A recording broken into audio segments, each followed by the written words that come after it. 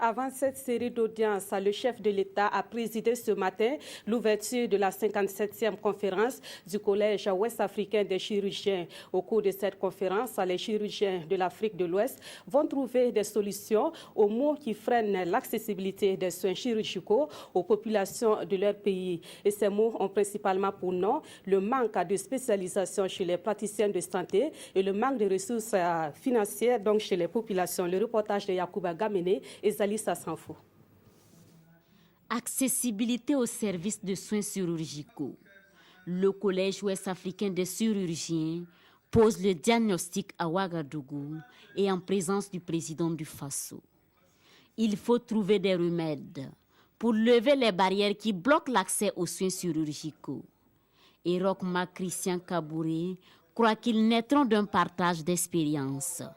Et en la matière, il a foi au Collège ouest-africain des chirurgiens. Le développement et le progrès social dans nos pays passent nécessairement par la promotion des échanges d'expériences intra-africaines. Je note avec satisfaction que le Collège ouest-africain des chirurgiens s'est imposé comme un véritable outil de promotion du développement sanitaire au profit de chacun de nos États membres, en offrant notamment aux chirurgiens de notre espace communautaire un cadre de modernisation et de développement de la chirurgie.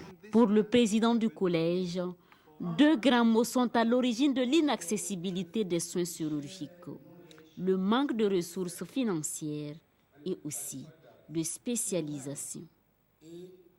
C'est la 57e conférence du Collège ouest-africain des chirurgiens.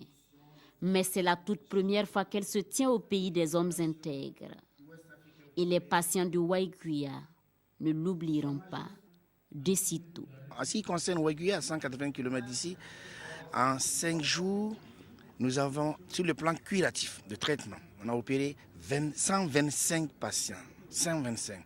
Et sur le plan préventif, nous avons fait ce qu'on appelle le cervical cancer screening, c'est-à-dire le dépistage du cancer du col. Et nous avons vu 1602 femmes qui ont été dépistées.